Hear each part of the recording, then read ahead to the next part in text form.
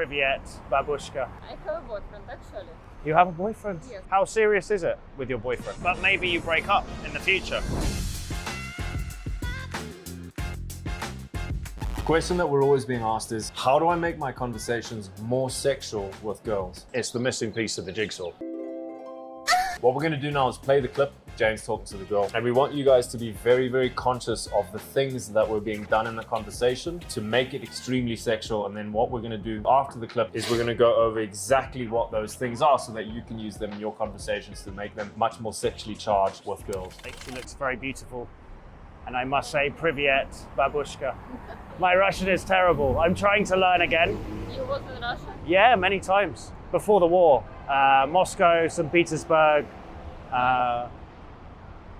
What's the place in the mountains, the big city? With mountains? Yeah, near Ural Mountains. Yekaterinburg. Ah, And you're from which part? near Moscow. Near Moscow. You're like classic Moscow girl. Like on Saturday night in Tverskaya, like this, walking around with champagne, something like this. How long have you been in Argentina?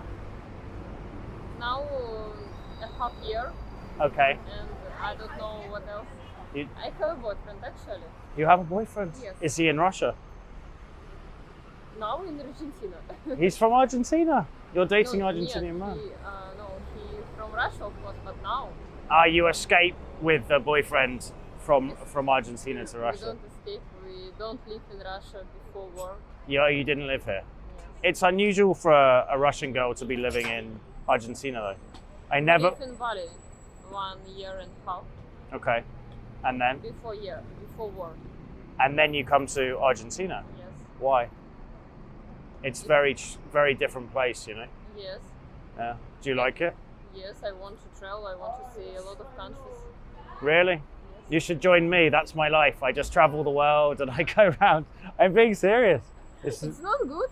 I say you that I have a boyfriend, and you say, "Oh, okay, you can travel with me." Well, you know, your English is really good. Thank Yeah, you understand everything I say. I speak with London accent, and you understand. Where are you from? From London. You from London? Yes. Really? Huh?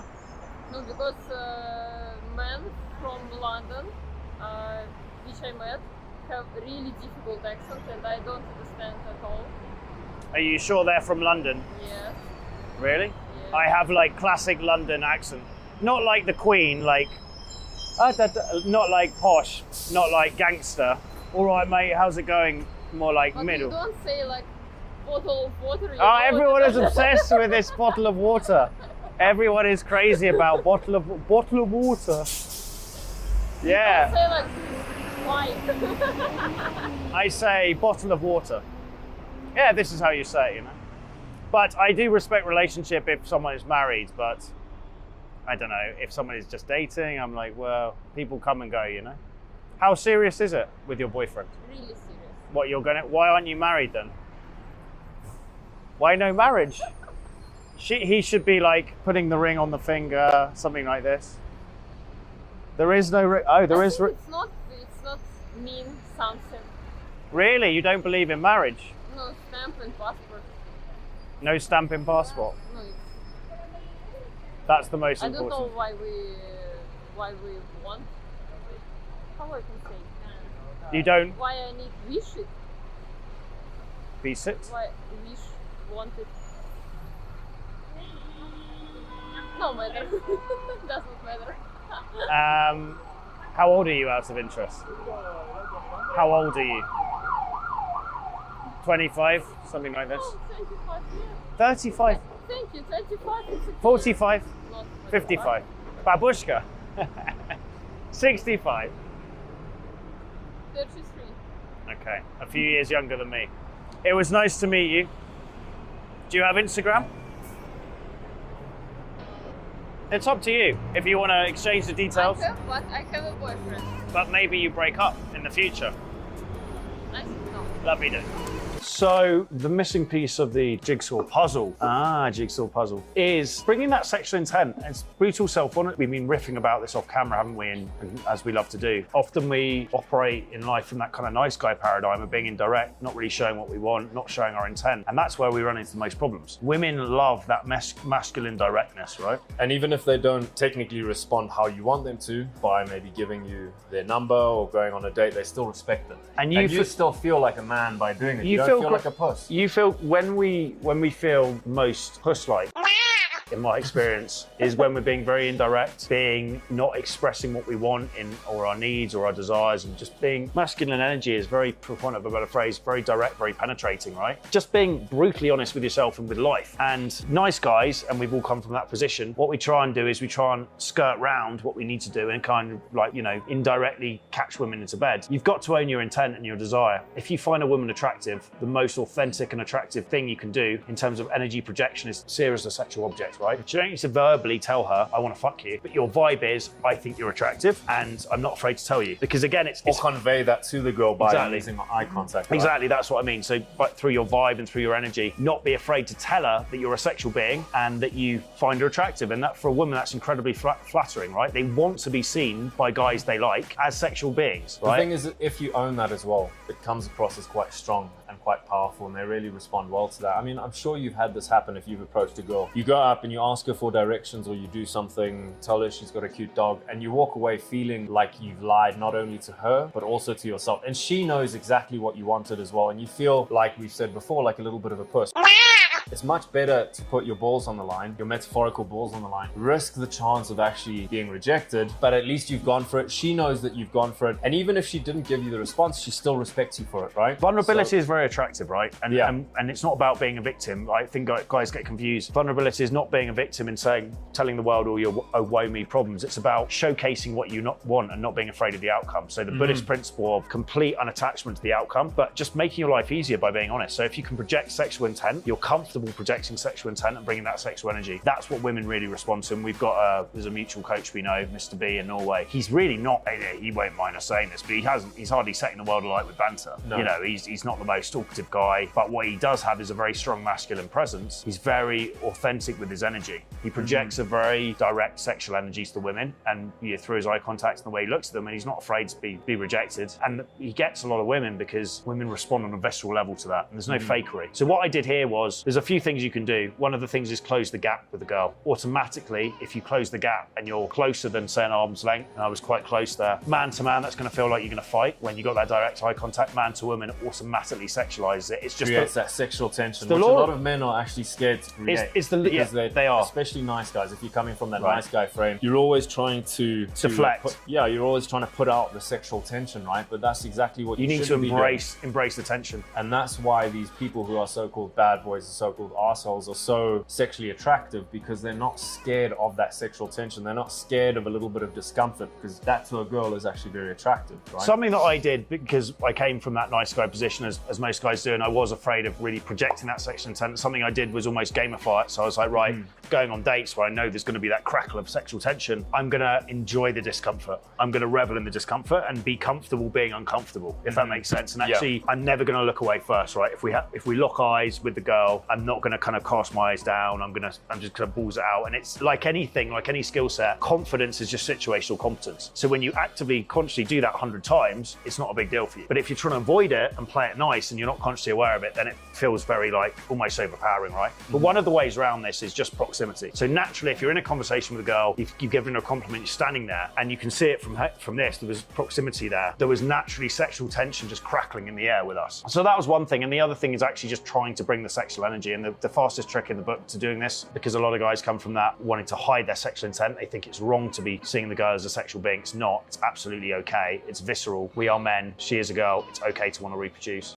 And it's okay to see her as a sexual being. But one of the ways around it is picturing her naked, right? And again, it's going to feel weird for you to do that to begin. But actually, the more you do that, the more comfortable you're going to be doing it. And then naturally, if you're picturing her naked and you're thinking about, potentially having sex with her, and really on a visceral level communicating that is incredibly, women feel that. Women feel that energy. Women just mirror your energy, right? So if you're trying to be indirect and you're trying to hide your sexual intent, she's like, this feels weird. What's going on? She'll also feel a lot more comfortable to convey her level of sexual intent, if you're more comfortable with being comfortable in that tension as well, you'll find that girls are just much more, they'll open up to you more. And one of the ways to do this is by the eye contact that we always speak about, right? Eyes are the windows to the soul. They really tell you a lot about what a person is feeling. So if you maintain that eye contact, then it really sparks, like you were saying, that it sparks that feeling of tension. And one trick that you can use that we always forget to use is try and focus on the girl's eye color, right? Because a lot of the time when we go into a conversation, we're so in our heads about what we think we're going to say, what we need to say.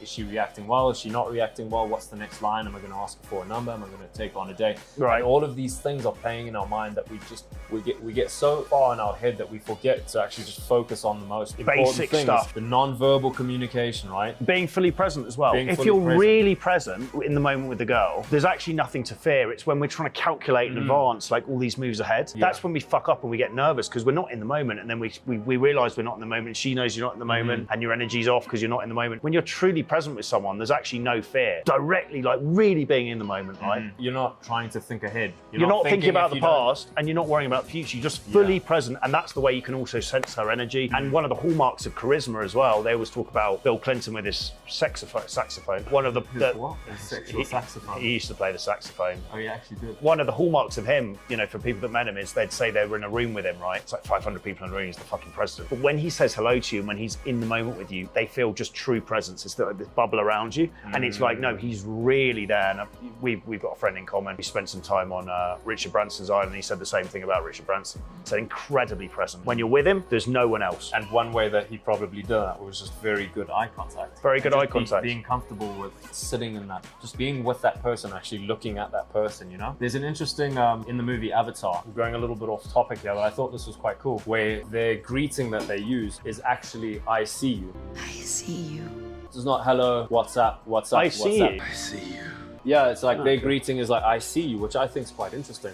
We're going off a bit off topic here, but No surprises presence is so rare nowadays. When you're with someone and they're there with you and they're really looking you in the eye and all of their presence is with you, it also creates a massive impact on them because a lot of your energy is focused onto them rather than your energy being drawn into your mind about what to say next, what you're thinking about, what you need to do tomorrow. Is this going to go well? Is it not going to go well? And if you can really be that person that creates that strong energy when you're with a girl, really making eye contact, like we said before, focusing on her eye color and even going so far as to try and see her pupils dilating, you will really, really make an impact on her like no one else. So these are the few things to summarize what you were saying, which is don't be scared to convey your sexual intent. Don't be scared to make it known to her that you find her sexually attractive. That can be done by obviously verbalizing it. Hey, I wanted to come say hello. I thought you looked really nice. And then when you're actually speaking to her, thinking about actually having sex with her, thinking about having sex with her naked. I think that's one of the biggest things, man. I think, again, like guys might, even that thought of that for a lot of guys that we teach, because they're so used to not being sexual and It's that hiding their sexual sexual shame, intent. right? It's the sexual shame thing piece we talk about, and we all carry it in some degree. Every single guy I've ever worked with, myself included, we all carry it to some degree. It can be just societal upbringing, it can be some traumatic thing, it can be something minor, but it's, not seeing yourself truly comfortable, seeing yourself as a fully sexual being, can be linked in with feelings of low self-esteem, but also then it's the mirror effect, right? Everything is a mirror. So if you have issues with yourself as a sexual being, then you have issues with women as sexual being. If you have issues with self-compassion, you have issues with externalized compassion. If you have issues with self-judgment, you have issues with externalized judgment. Everything acts a mirror to the self and the other. I'd highly encourage you guys, if you do feel you have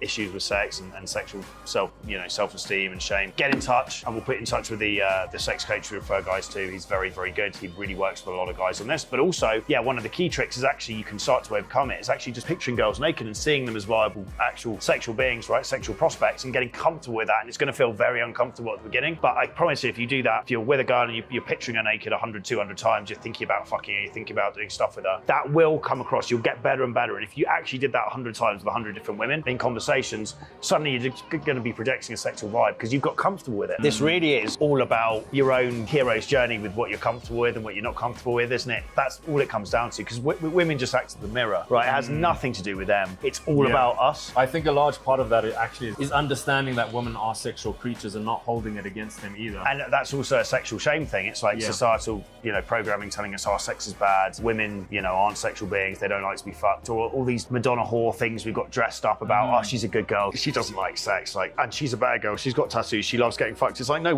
most women with healthy self-esteem like sex. It's the most natural thing you can do. You're born, you reproduce, you die. But there's so much stigma around sex and shame around sex with everyone. It's an area we all need to work on. It's probably one of the biggest areas. It's probably the biggest area, because if you're truly comfortable with your own sexuality and seeing women as sexual beings, there's no issue. It's like you're going to walk up to people and just basically not be a retard, not verbally say, I want to fuck you now, like not no one. They can feel it, right? Women are 10 times more perceptive when it comes to feeling what you're thinking about, right? So if you're thinking about actually being sexual with a girl, like you're saying, in a well-calibrated way, not being overtly sexual, making her feel uncomfortable, naturally your body language is going to follow, right? You're going to be open, you're going to be playful, you're not going to give a shit about the outcome. You're going to be able to escalate freely, you're not going to care about the outcome. And women are just like, yeah, I'm going to conversely, if you're very open like that, they're absolutely going to want to have sex with you. Whereas if you're closed and you're feeling a bit like, she's going to feel that and she's going to shut down. But what you feel, they feel, right? If you feel comfortable, they'll feel comfortable. If you feel turned on, they'll feel turned on. So it's about listing out all this stuff, really, isn't it? As a cheat sheet guide, it's like list out all this stuff you're not comfortable with when it comes to interacting with the opposite sex. Like all these different scenarios, whether it's in bed or just the initial approach or whatever. List them all out, be honest with yourself, and then start working on them. Desensitization through repetition. And obviously, if you want to speed up that process, come to people like us who can throw you in and give you lots of feedback. Get in touch and we'll put you in touch with a sex coach as well who can really help you. Let's go over a quick cheat sheet of what we recommend. So the first thing is having the mindset of actually having sex with that girl, picturing her naked. It has to be done from position. It has to be done from a position of wanting to get laid, not for validation. And one of the guys that I originally kind of learned a lot from, I never met him, but in terms of his material, was a guy called Good Looking Loser. And he said there's a great article he wrote, which is get laid or get lost. And it was just this idea of like, you want to get laid, right? You're not doing this for validation. I think a lot of guys, we start off doing day game in nice guy mode because we just want female attention. We haven't had it. We get obsessed with this idea of validation, teasing them and bantering away, but we forget the fact women actually want to meet guys and they want to have sex as well. We go almost too far into the bantery route and go too indirect. And it's that balance between being a sexual threat and also not taking it too seriously. It's a very nuanced balance, isn't it? Yeah, well, I mean, the only way to get better at it is actually just to practice, just to approach girls. A lot of your problems will actually just be fixed if you approach more girls. If you approach more girls, speak to more people, just be more sociable. That's it, man. A lot of the problems will fix themselves. So many fucking guys over the last few years as a combination, and the guys that actually listen to what we said, which is just go out every week, be as sociable as you can. Every day, wake up and go, right, I'm going to be as sociable as I can, and then every week speak to at least 20 new women you don't know, you find attractive. They're living boss dating lives, right? And there's probably about 5 guys who've actually done that, like the burger chain, and then we never hear from them again. The only reason we're actually employed, we have a job, is because people love overcomplicating their lives and justifying why. They love like watching the next video, the next tip from Tusk and Les. It's like, no, just forget all this nonsense and go and speak to 20 new women a week, every fucking week, and you won't have any issues. Yeah, well, I think there's a big difference between thinking about obtaining something and the actions that are actually needed to obtain that. Right. A lot of the time, the actions that are needed to obtain that are a little bit boring, uncomfortable, take time, they take effort. But if you just do them on a consistent basis for a couple months, you'll get to where you want to get to with this stuff. It's also fun pushing your comfort zone. Like as men, we need to live on the edge, and a minor way of doing that, and then on a daily basis, going to speak to people and you're not comfortable, you don't know what the outcome, right? And you're not comfortable. Most of the guys, included us, we come from an introverted, social anxious background. So that never really goes well in the sense that every day you wake up and you're always going to be kind of in that state. And it's always a bit of an arse to go and speak to that new person, right? Your most uncomfortable thing to do is always the right thing to do in life. Quick summary on the video. How do you increase the sexual tension when you're talking to a girl? Start with the mindset. Intent plus proximity. Intent plus proximity. Yes. And then also eye contact. One way to focus on your eye contact, focus on eye color, and then also focus on the pupils dilating and try and really hammer that action home, and you will make your conversations 10 times more sexual without even thinking about it. Hey guys, we got a brand spanking new community, loads of new resources, loads of the old content, loads of new content, loads of fucking cool shit on there, and it's all for free. And if you want us to help you with your current situation, figure out where you're at, where you want to go, and the most painless and effective way possible to get from A to B, depending on what A to B is, book a call on the link below and we'll be in touch. It's also completely free of charge. Sayonara. There's a cow and a plant. I'm just speaking normally. The question that we're always being asked is, how do I create sexual tension? The question that we're always being asked is, how do I go into a conversation? How do I make it sexual? It's the missing piece. It's the missing piece of the jigsaw. couldn't keep a straight face when You you actually- chimed in. It's the missing piece of the jigsaw. What does that even mean? A question that we're always being asked is, how do I make my conversations more sexual with girls? And in this video, what we're gonna do... It's the missing piece of the jigsaw. A question that we're always being asked is, how do I make my conversations with girls